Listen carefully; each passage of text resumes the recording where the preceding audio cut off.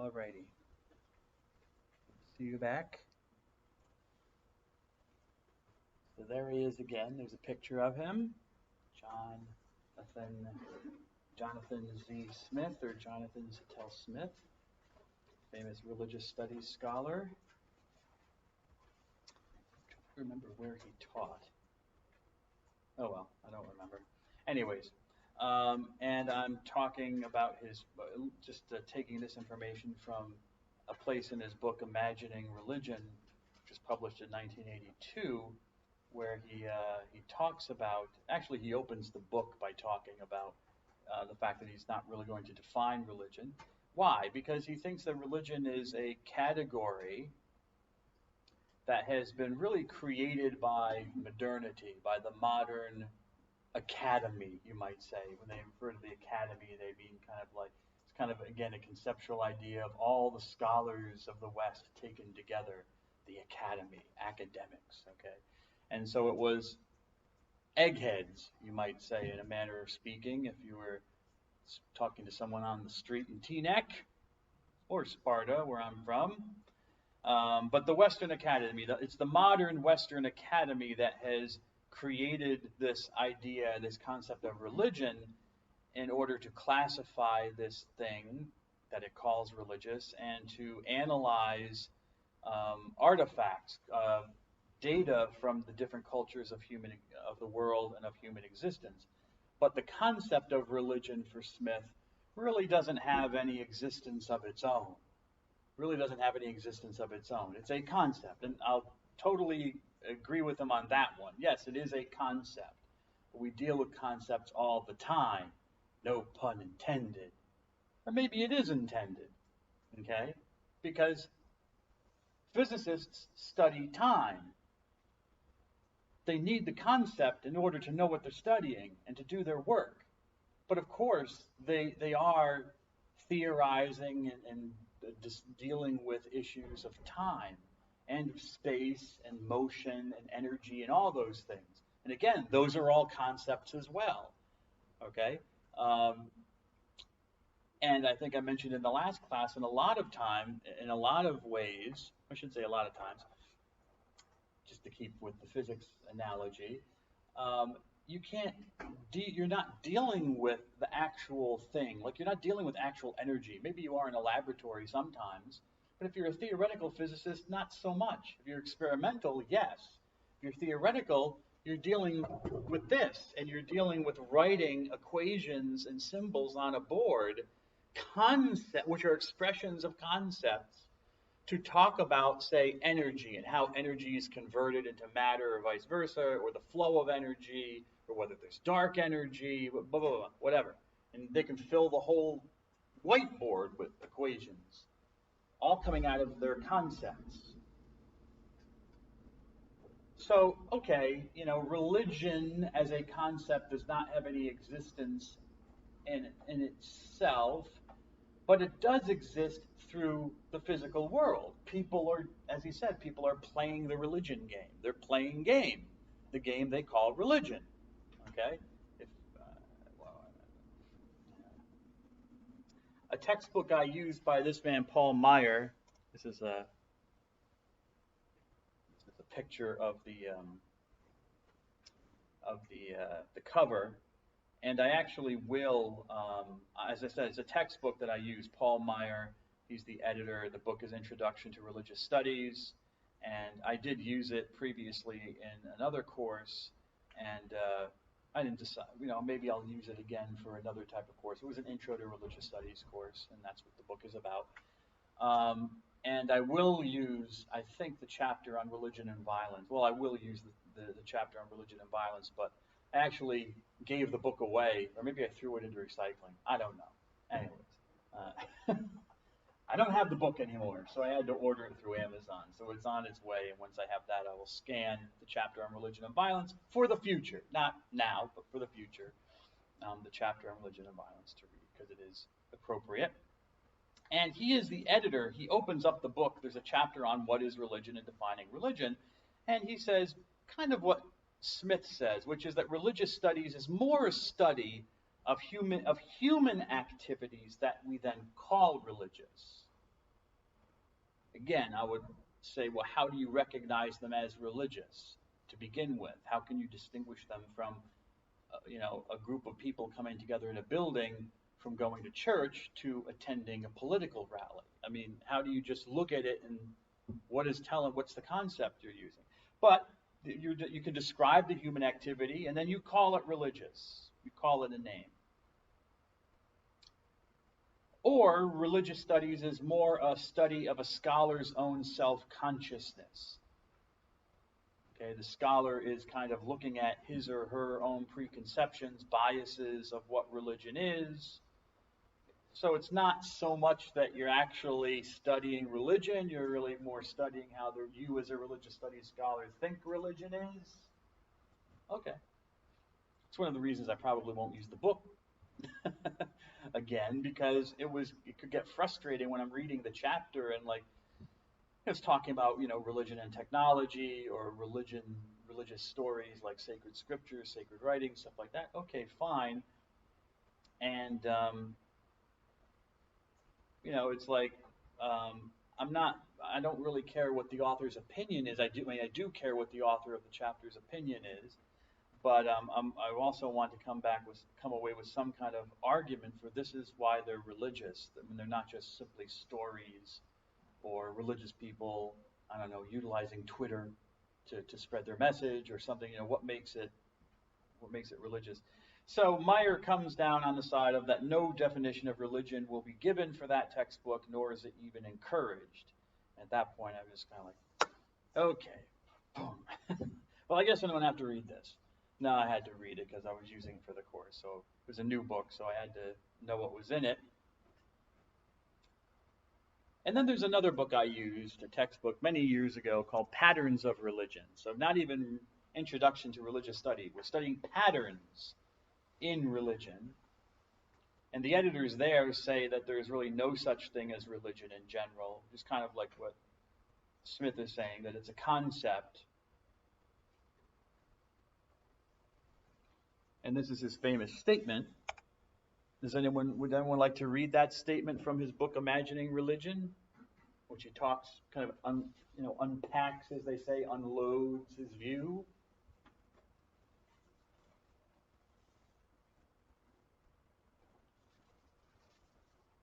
Are you raising your hand, Ms. Asatun-Sik, or are you just moving it?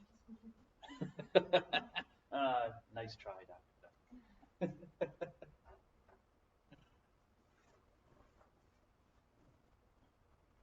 Just want to get people involved. Yes, Millie.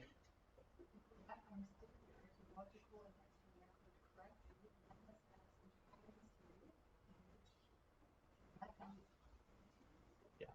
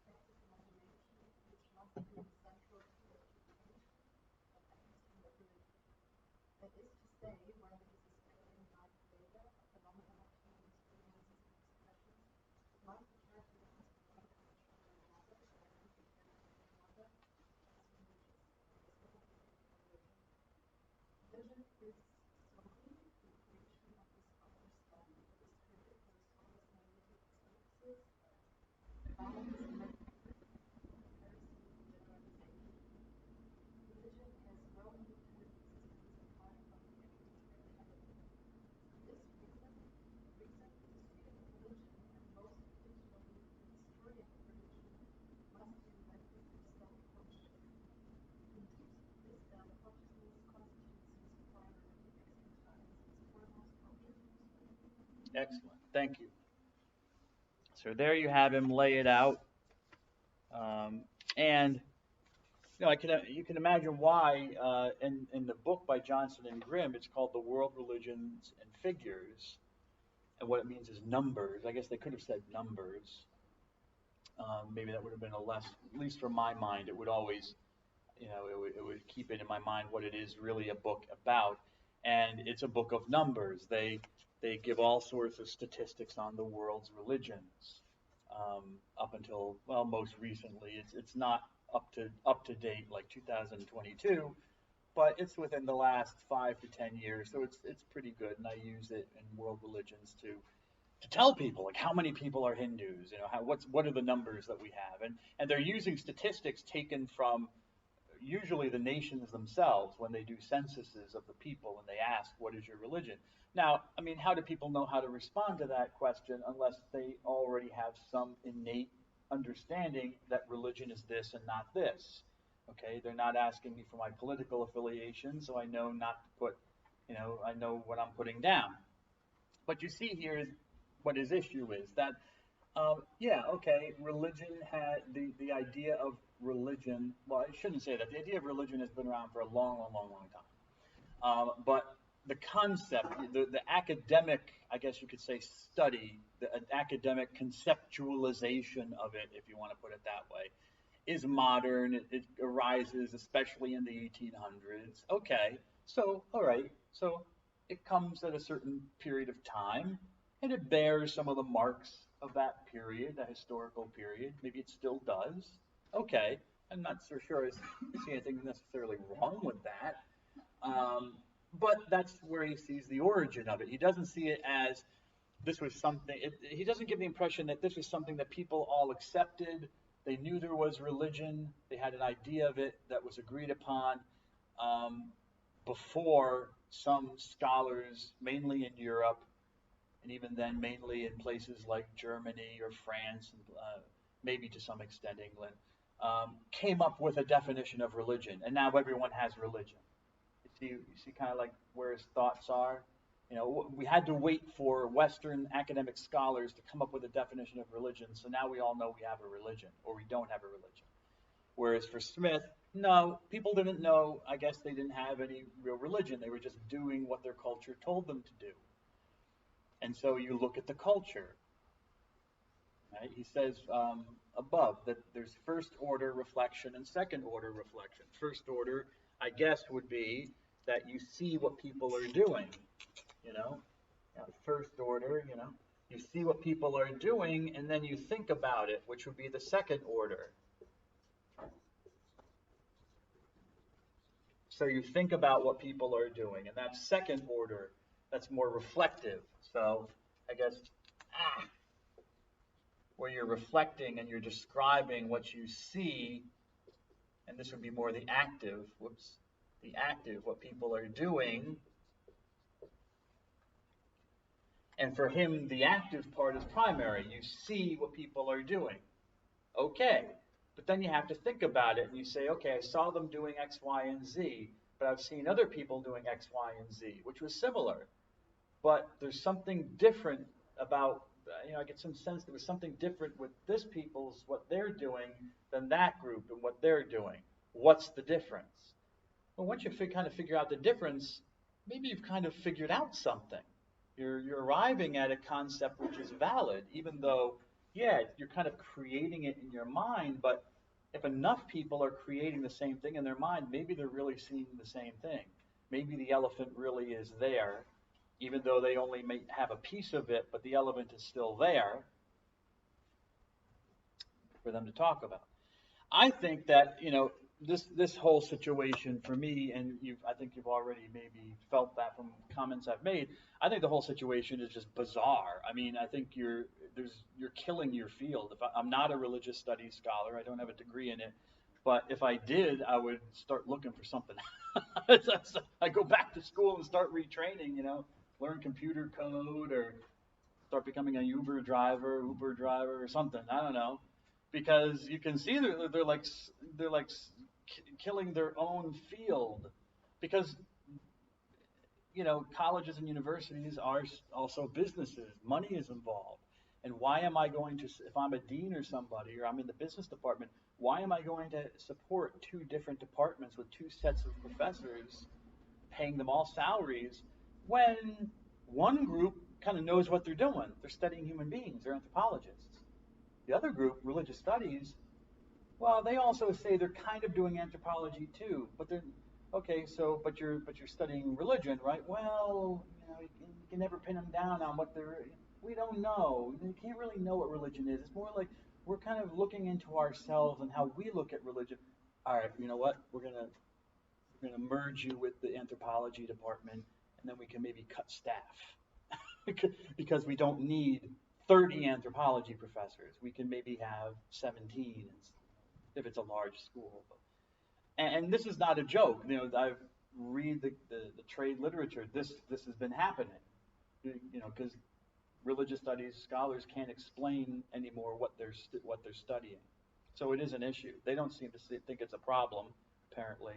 But how can you write a whole book on religious studies or religion and then say at the very outset, as he does, page 11, and look, it's not even in numbers.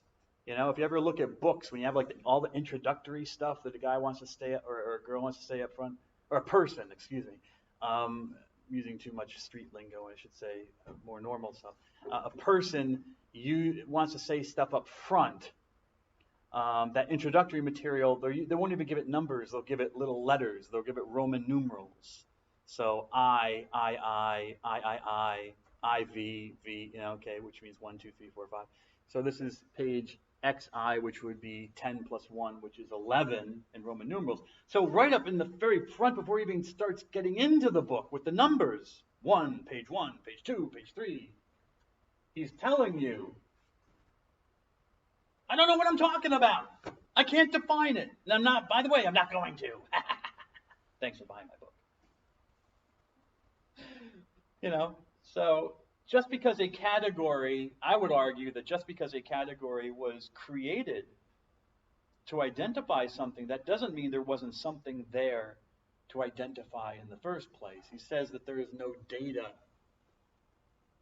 for religion. I don't know about that.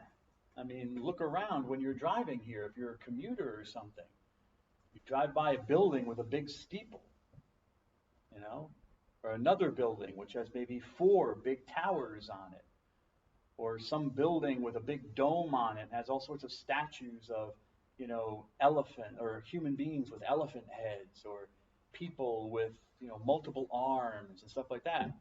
I don't know. That to me looks like data. Looks like evidence of something. Something's going on.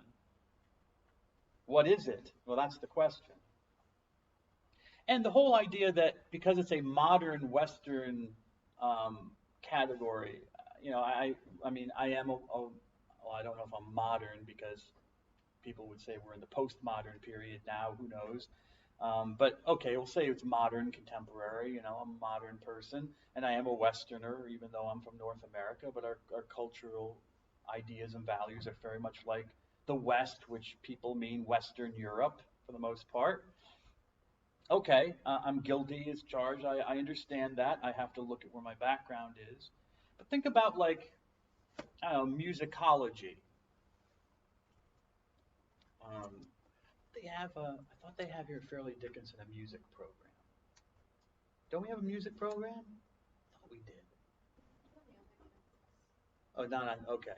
I'll have to look on the website. Anyways, just poking around the website, I think I'm going to come across something. But anyways, nevertheless, you know, schools have music programs. They have opera programs. They have programs where you teach instruments and people, because, you know, if a person wants a professional career, they get like a degree in fine arts or something, or in theater or whatever. But musicology is the study of music. Music and ology, the study of.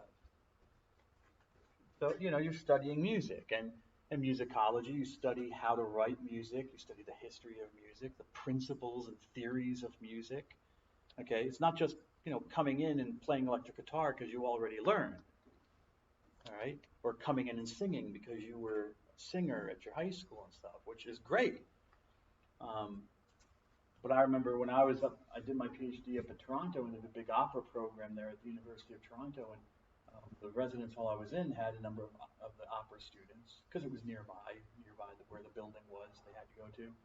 And I remember one of the girls talking about, you know, she came, you know, right out of high school, freshman, and she had been in all the singing, all the stuff for singing that she should have been doing, you know, all the clubs and all the productions she should have been in to learn how to be a good singer. And she showed up, and like on the first day, the professor in the musicology program, she was complaining about it during like lunch or something. I heard her. She told me 5 things I was doing wrong, and I didn't even finish the song. You know, I'm like, well, yeah. Just like when I got one of my first papers back from one of my professors, it was Obama, you know. I'm in a PhD program. I'm putting out good work. No, meet the real PhD, Dr. Dunn. Yeah, he's got all that experience. So, yeah, well, the study of music, even though music has been studied for a long, long time and philosophized about for a long, long time, excuse me, the actual study of it comes from the modern period as well. I mean, you start seeing the time of the 1700s and 1800s, people start writing books and also multi-volumes on the theory of music and all sorts of stuff. Now, no one argues that music exists as just some sort of academic reality. It's some sort of Western academic creation. You know it's out there. You hear it all the time. You see people perform it. Yes, is there the musicology aspect of people who study it and theorize about it? Of course, and to some extent musicians have to be that way. They have to know how the chords are and they go together and then, you know, they understand that theory. I don't. I wish I did. It fascinates me. But they know. Even if they're just self-taught, they get a sense. And even if you might ask a person who's been like playing music all that person's life, you know, well, what is music? Oh, silence. Now we have to think. Yeah, what is it? Because it is the production of energy. If you want to look at scientifically, it is the production of energy, because sound is a form of energy. So there is something in physics going on. You can look at it from a totally scientific perspective, just like people look at religion from a totally scientific perspective. Oh, you know, bright light that people say they see and this feeling of peace and they're going somewhere after death. That's just dopamine being released in the brain. And look, we have scans and we can show you have dopamine. Oh, okay. Oh, well, you know, I can show you with my computer program, I can show you the waves of music moving through the air, the sound energy, and how it's different at this level of sound and that level of sound. And that's why, okay, it's descriptive. You're describing the action you're seeing, you're reflecting on it. Maybe it doesn't get at the full essence, though. It's another question. So, definitions are good things, I think. I hope they are. And why did I put this guy? I think I put Samuel Johnson on there because he was one of the first to compose an English dictionary, I think. That's why I have him on there. Don't quote me on that. I have to look it up again. Anyways, so my argument is definitions are good things. They're not the only thing. They are not the only thing by any means. And they're not perfect.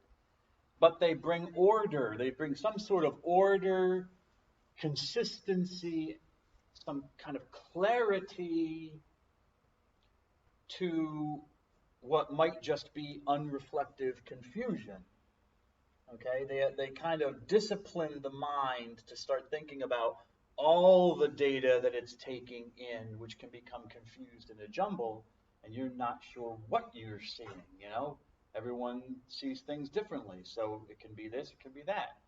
Okay, that's true. People do see things differently. Definition helps us to bring some reflection to that, some order. And it's a tool.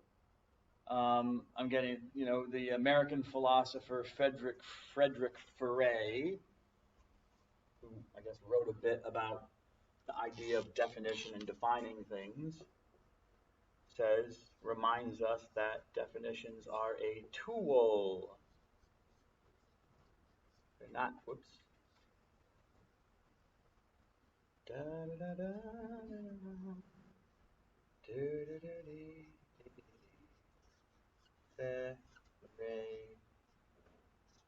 an accent. They are a tool. They bring order to our linguistic, our speaking, and to our thinking behavior. Okay, so we talk about things, we think about things, and then a definition can kind of bring some consistency, some order to that behavior, so we know what we're talking and thinking about, and we can think more about it and talk more about it, and more confidently, because we're sure about what we're talking about. Whoops, turn the page. Interesting. Hey, I turned a page. So what is a definition of definition? Which, yeah. Here's a definition. What is it? What's on my paper? A definition. A statement that people give to describe what something is. I think that's basically it.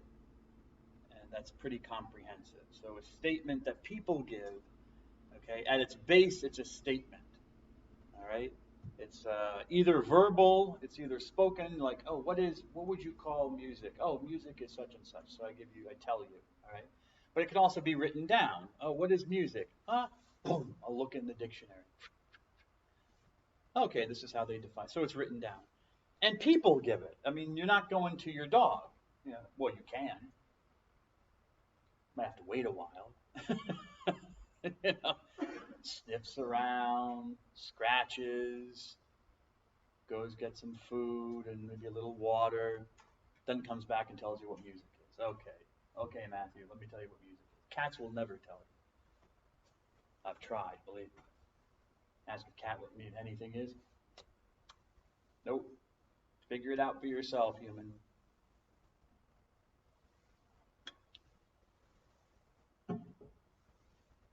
So it's there. It's doing people. And what are people doing? They're describing what something is. They're describing whatever it is that you're asking is. What is music? What is religion? What is such and such? It gives you a description. Okay, because that's how you conceptualize. We use terms and symbols to express what we're talking about. Word definition, and I always like to break stuff down into their original roots, because sometimes it helps you remember.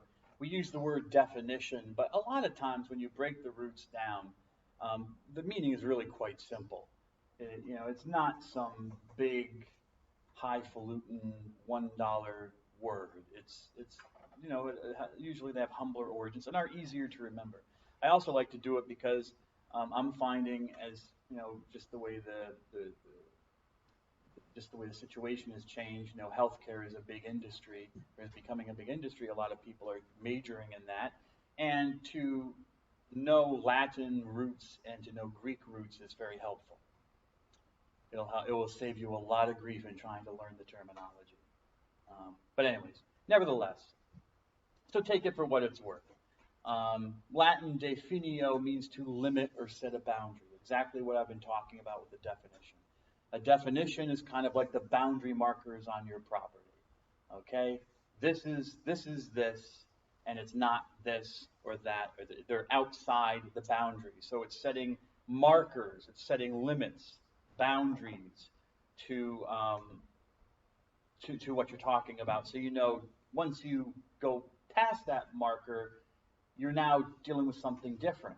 And you have to okay, is this still religion or is this something else? Okay, we can say that Christianity is religion, but what about, I don't know, the church that Adolf Hitler founded when he was chancellor? Because they had their own kind of a Christian group that was very much involved with his political party. In fact, other Christians left it because they said, we don't want to be associated with this. But it was really political. It used some of the trappings of Christianity. They even had a baptism ceremony and stuff like that, but it was very much political. The same thing with Jim Jones that I mentioned before, that Jonathan Z. Smith wrote about. Jones, if you went to his church, and he called it a church, the People's Temple, he called it People's Temple and Church. But if you went in there, you'd think you were in a Christian church. He dressed up like a Christian minister. He would preach from the Bible. He would, talk about Jesus. He would do all sorts of stuff. He even would perform miracles and healings during the ceremony. But the guy was an atheist. He was an atheist, and he was pretty clear to his followers he was an atheist, and he was a Marxist. He followed the teachings of Karl Marx about, the war of the classes and stuff like that. He wanted there to be, he wanted the workers the people who were the oppressed classes to rise up and take power. And that was one of the reasons they moved to Guyana. They thought, I ain't going to get this in America, so I'll move to another country and create a workers' paradise in Guyana. Was it religion? Or does it now lie outside of the marker? Okay? The definition. Definitions. Usually I have like three. Whoops. Uh-oh. I don't want that's good. What are you doing? There we go. Definitions usually consist of three parts. I'll go through, along for the ride. Okay. Usually has three parts. A genus, a referent, and differentia. Right? And I have to talk about this because this will be helpful when we're talking about what is religion. We have the concept, or we have the idea. Like, for example, this is love. This is just an example. So don't worry about it. I mean, I'm going to talk about it, but it's not a major piece, but I think it's important to understand how a definition works. So, for example, you say the word love. Love. But what is love? Okay, what is the word love? Oh, it has a basic meaning. What is it basically? It's a word that expresses a concept at its root. All right, it's an emotion. It's an emotion. It's a feeling,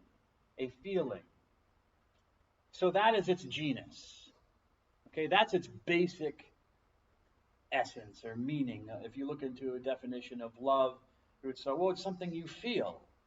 Okay, it's an emotion, which is a concept, which is okay. You might have guessed I'm okay with concepts. And you might have heard this kind of terminology like genus and species and stuff if you've ever done biology. Like, what are we? We are Homo sapiens. Homo means man, means human being in Latin. It's like anthropos in Greek. Homo means human being. We are human beings who know things. So we are sapiens. Sapiens means knowing. We are knowledgeable. Okay? This is our genus. This is what we basically are. Are there other homines, which is the plural? Are there other this genus? Yeah, there actually are. A lot of them. I mean, we're the only ones existing still, but yeah, there are others. Homo habilis and Australopithecus and all sorts of others. You can look them up on Wikipedia. I'm not a biologist, but I know Homo habilis and know some others. But Cro-Magnon people, Neanderthals, they were not necessarily us, but they were of the same genus as us. And this is our species. Sapiens identifies our species. Actually, I think it's Homo sapiens sapiens, but whatever, technically. More information to say for Jeopardy. If you're ever on the show Jeopardy. What is Homo sapiens sapiens? Mila, is it Mila Bialik? Or Ken, one of the presenters? Yes, you won the Daily Double. Ooh, yeah. Then you have a referent. You have what it is basically, but what is it referred to? Is it something that humans, is it a human feeling or emotion? Is it an animal? Just, by animal, of course, I know humans are animals as well. But is it, an animal, like a dog, a cat, a deer, a lizard, something like that? Is it just a thing, like a rock? Or is it a group? Is it something that groups do? You're getting a referent, referring it to something specific. Love is an emotion. We would probably say that it's a human emotion. And again, I'm not disagreeing with someone who might say, well, animals love too and they have emotions like that. I'm not disagreeing with that. I'm just, for the sake of argument, for the sake of the example, just go with it, okay, for now, and just follow along with me. But I'm not trying to make any argument in favor of anything or against anything. And then the differentia. And differentia is just a fancy Latin word that's used for differences, the characteristics, the differences. What are the difference? Because there's love, the concept, but then there's friendship, okay? There's altruism, like doing good things for people who you don't know, okay? So you you let someone walk across in the crosswalk, you don't decide not to run them over, That's an altruistic act, or you give some money to a poor person on the street or something like that. That's altruism, okay? You could also call it charity. Patriotism, which is a form of love, a love for your country, for your people, your nation, your tribe, your group. Eroticism, which is sexual love, okay, which obviously has expressions, and then etc. Okay, I mean, you can't necessarily cover all of these in a single definition because the definition will go on forever. You can try to, but you want to try to be broad enough to include these ideas, but narrow enough that you're not talking about anyone in particular. It's not always easy, and it takes thought. I know because I'm giving you definitions throughout the course, because that's going to be material for like the quizzes and for the final exam. These definitions, and I don't just write them out without a lot of thought. I have to sit there sometimes and think, and even times revise, go back to a definition I made and be like, that's too broad, or that's too specific, or that's just not clear enough in some ways. I haven't thought it through enough. Definitions can they can go either of two ways. A definition can look for a single characteristic that something has, like the basic essence of something, or it can look for a whole cluster, a whole group of characteristics that, if something has most of them, then it fits in the definition. It allows for, one could say, the exceptions that prove the rule. Something might not, there might be 5 different characteristics, and something might have 3 of them or 4 of them, but maybe not 1 or 2 of them, and that's okay. It might still fit into that kind of definition. What are these called? Now, these things are called monothetic definitions. If they're one, monos means one or singular.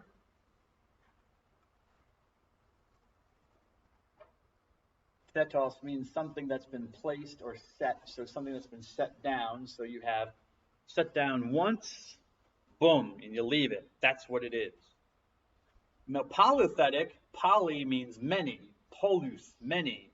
So this is where you have many things that you're setting down. Okay, each one of these things, all of these things ideally, boom, boom, boom, boom, boom, but most of them definitely. Aha.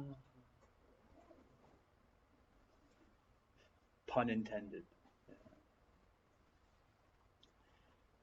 Polythetic. So monothetic is what? Let me look at my notes. A single characteristic. Did I say list of characteristics is there? Yeah, or a single list. I shouldn't put that in there because it's confusing, but a single characteristic that is present in every case. It has to be this one thing. Whereas polythetic says there are a set of features or properties, several which can be present, but not everything necessarily needs to be present. And oh, by the way, I will make this PowerPoint available on Blackboard. I just haven't yet, but I will. Sorry, I didn't notice it before, but if it helps you out with not trying to have to write down everything that's on the PowerPoint, I will make it available. So, for example, in the case of religion, a monothetic definition would be, for example, E.B. Tyler. It's the belief in spiritual beings, period. That's his minimum basic definition. It's the belief in spirits. So that would be a monothetic definition. A polythetic, well, we had a couple of examples of polythetic. I mean, we had, Clifford Geertz's, which had like 5 different parts to it. Clifford Geertz has listed 5 different parts. In the old Durkheim, you can break it down into maybe 3 parts. So these practices, 1, sacred, 2, community church, 3, Maybe the adherence part, you can maybe make 4. 4. But anyway, so Geertz and Durkheim, yeah, I'd say those are polythetic because they're bringing in a whole bunch of things. I'm not sure if you have to say for like Geertz, you'd have to have all 5. If you had to have all 5, like in the case of Geertz's definition, then that would be monothetic and not polythetic. If it had to be absolutely 1, 2, 3, 4, and 5, that's basically the same as a monothetic definition because you're saying each and every part that I'm enumerating is essential. It's all basic to what this is. Whereas if you said, well, if you have parts 1, 2, 4, and 5, but not 3, then okay, I'd still classify it as religious. Then it's polythetic because it's just a group or a cluster of characteristics, and not all of them are essential. Several can be present, but not necessarily all of them.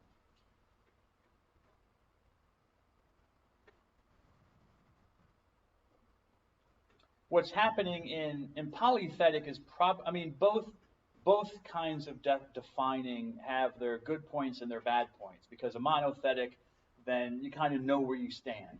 All right, with Tyler, you know that religion is a belief in spiritual beings, gods, spirits, goddesses, demons, devils, demigods, elves, all sorts of little spiritual stuff. Okay. But you're also kind of bound again. Definio, you're marked out now. It's a border. There's a limit. You're kind of crammed into that. Well, what do you do with, say, some forms of religion like Buddhism, which don't really care very much about gods or spirits? They have them, but they're not really, a personal God, a God that you pray to and that interacts with you, maybe intervenes in history for you. It's not really something that this man, the Buddha, the enlightened one, taught. That other religion, I take it out. Jainism is still over there. Also, Jainism, they have gods and goddesses and demons and devils, but they don't really pray to them. They just kind of exist in another form of existence. They're different forms of existence, just like there might be different, universes where other people live. You don't know they're there. They don't apparently know we're here, and so who cares? But they're there, Or maybe you do know they're there and you recognize them or think about them, but they don't know. It's the same thing with the gods in Jainism. The gods are different entities. They have their world and their business, their stuff they're up to, and you're human and you're not. And so you have your stuff that you're up to and your business. So Tyler's monothetic definition doesn't completely fit in. Polythetic is probably more helpful because it gives you that kind of, you can extend the boundary a little bit. It just might make it easier, especially to notice when you have exceptions proving the rule. So, for example, Buddhism, which traditionally does not have a personal God, but it does have spirits in it, and it does believe in gods, and it does have a view of ultimate reality. It is an ultimate view of what the universe, the cosmos is like, and what human life is like. It would fit, and I think that's better with you see that better with a polythetic kind of idea. You're developing what sometimes sociologists and anthropologists will call a typology, and a typos in Greek is simply an image, a figure, a mold, something, you mold. If you ever do pottery, you make a mold of something, and you form it and stuff like that. That's kind of what a typos is. You're creating a mold in a way, or a figure, or a form, or a shape, into which you can then pour things and see, ooh, that fits. Pour it. Oh yeah, it fit. Or whoa, this does not fit. It doesn't fit at all. It's like trying to put a square peg in a circular hole. You try it, boom, boom, boom, boom, boom, boom, boom. It doesn't fit the mold. Okay, a typos, it doesn't fit the typos. So an outline of a standard list of characteristics is called a typology. For example, I have 2 examples here. Each one is equally interesting to me. Well, I'll give you the choice. Do you want to talk about planets or about American football? I heard something, but nothing. Football? Football? Are we agreed on football, not planets? Okay. Too bad. I could do both, but I'm not going to do both. I will mention this because if we chose planets, I was going to show you this. This is a real picture. This is not something created. This is actually a picture of our Earth, and you can see the moon kind of in the distance. Can you see the moon? I mean, you can. It's there. Kind of.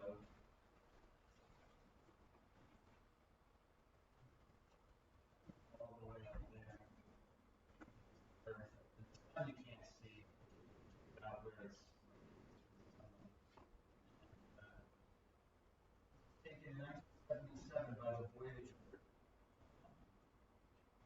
satellite. It was sent out, NASA sent out to map the planets. And on the beginning of its journey, this was about, I think, 7 or 8 million miles away from our planet. They turned it and they had to take a picture of the Earth with the background. What I think is just so, I mean, other than just the simple coolness, I think, of doing that and being able to see, this is where it's all. Haven't gone anywhere else. Last time I checked, except for going to the moon, this is still our neighborhood, you know. But it's funny because 1977, I was born in 1972. Well, I'm in this picture. I was in about 4 years old, in New Jersey. I was a baby, and there I am. Still am. Anyways, so planets. Let's talk about football, though.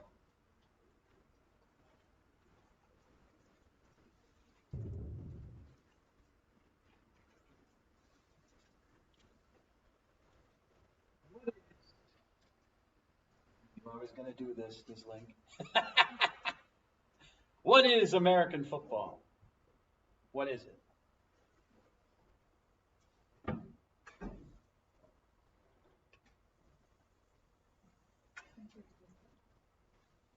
Entertainment, okay. Okay. What is entertainment?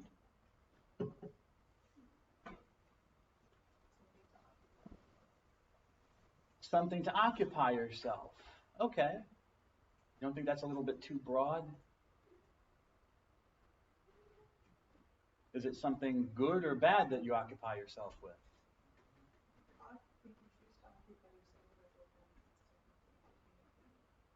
It is entertaining? Okay. So the guys at McDonald's are entertaining themselves? I mean, they're choosing to be there and occupy themselves with a job. This class is entertaining? Maybe a little too broad. Not good, but I'm just being Socratic here. I'm not judging or trying to take anyone down, nothing. I'm just, let's go with that. Let's go with it. Yes?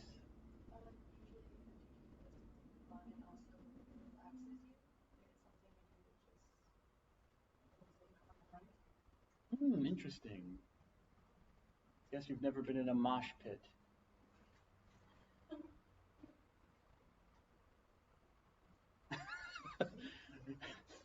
I mean, my niece, for example, just to take a personal example, went to a Harry Styles concert recently.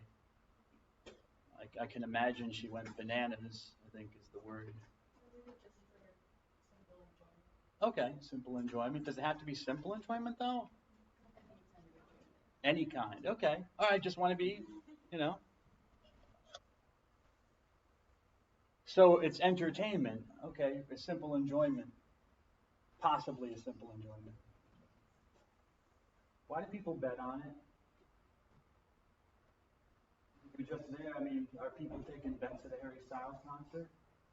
Oh, I'll bet your money he comes out 10 minutes late, 15 minutes late. I bet you he'll be right on time. You know what? I'll bet you he'll sing that song. Okay, I'll bet you. When do you think he'll do it in the rotation? I think I'll wait until maybe 10th song, maybe. No, I think he'll do it 7th. No, I think he'll do it right up front. Gotta cover the spread, you know.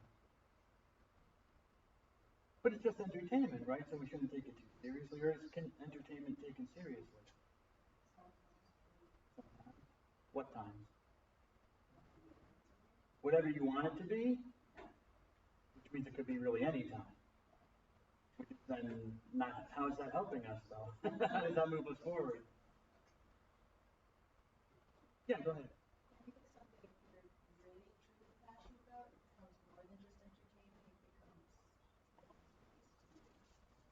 Okay.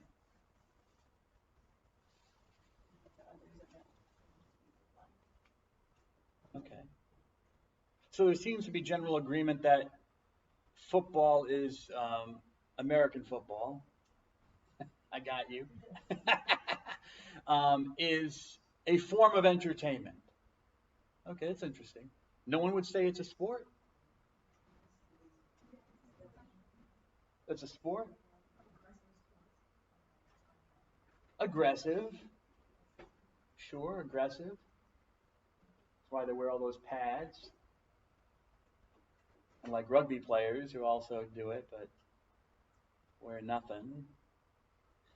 Sorry. No, but sports are different, you know. So it's a sport. So is it a sport or is it entertainment? Or can it be both? Both, okay. So it's sports entertainment. Where have I heard that before? Huh? So if it's sports and it's entertainment, it's a sport and it's entertainment, you could call it sports entertainment. And I said, where have I heard that before? But if you want to know, I'll tell you after class. You can ask me after class. Anyways. Okay, so we're getting at something. We're getting it's okay, so it's a, but what does it mean to say that it's a sport?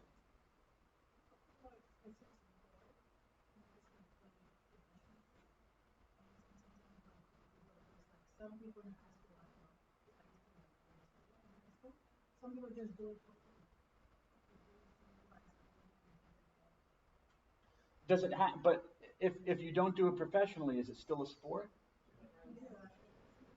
It's just okay. All right, no, sorry. Sorry, okay.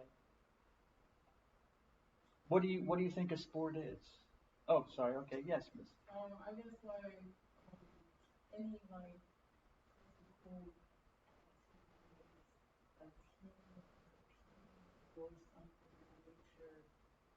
Interesting. Oh, good. I didn't mean to. I like the word competition though, because now because as you were describing it, I was thinking like, well, a group of people who are working together and that was kind of broad for me. And then but then you said, but they're not just like doing a job like guys on the road filling potholes. I mean, they're doing a necessary job together. Um, competition. Yeah, yeah, competition. That's interesting. That's interesting. The reason it's interesting to me because, well, I mean, I looked it up. I gotta tell you, Mr. Albano. I mean, it's earning my bones. So I got a Greek dictionary and I looked it up, and that's basically what athletic means. An athlete is a competitor, someone who's involved in a contest.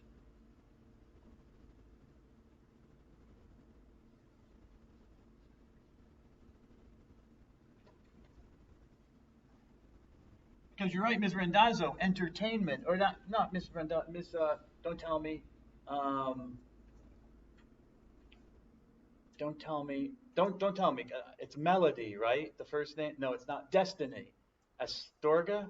Okay, good. Good, good, good. Thank you. It's slowly your names will get in. I apologize that they're not in already. But athlos, the Greek word from which we get athlete, means, and let me go to my own notes.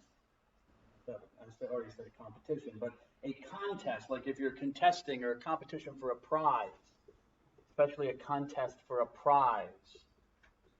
And usually that's what's going on with sports. You have some sort of trophy, something that's going on. There's some sort of prize, money, something like that. But it also has the sense of a task And definitely there are tasks involved. I mean, especially in football, everyone has like a specific task. You've got one person, his only task is to come out and kick the ball really far down the field to the opposing team. And he comes out maybe a handful of times during a game, the punter. You got another guy who kicks the ball, but he's kicking the ball mainly to score points, to score field goals, and maybe for the kickoff. Well, I should say maybe, but for the kickoffs as well. So that's the kicker. You have people who are just on special teams, and their only thing is to, when the kicker kicks the ball off to the other side, the person's whole task is to run down and try to tackle the guy and bring him down. That's it. So the task, but it also has the sense, osmosis, of struggle or conflict. And Ms.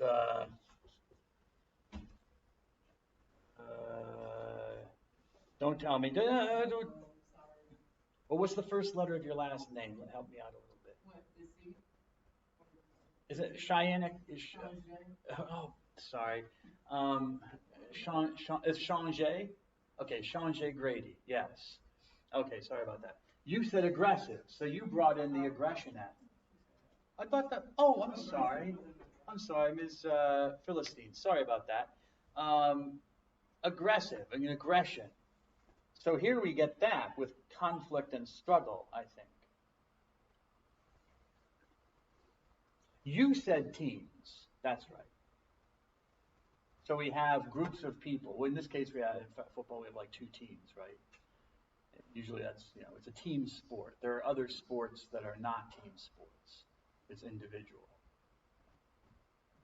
Which would be like what? I'm going to think of an individual sport.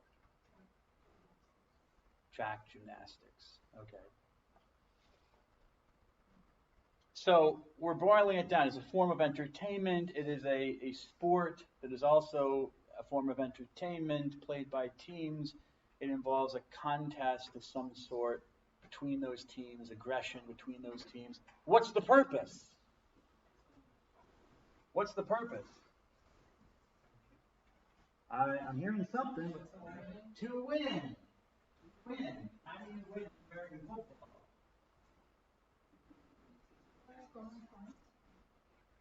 Huh? Yes, scoring points. Scoring more points. Although, I will say, you can still draw. You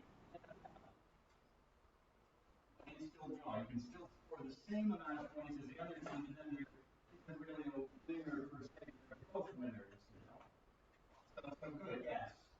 So you want to score points and hopefully score more points than the other side to definitively, again, no pun intended on that one, win and finally win the game. What I find interesting about this definition, though, well, I talk about the running or kicking the ball. We don't have to worry about how you do it. You can talk about that if you want to, okay? But I find it interesting that the intrinsic, like completely insideness, I guess you could say, of violence to the definition. I mean, football is violent, yes? Or no? Hence the picture, Hence the fact that there's padding involved because, there's a lot of physical pounding together of flesh and bone. Is that what you first think of, aggression and violence, when you set out to define religion?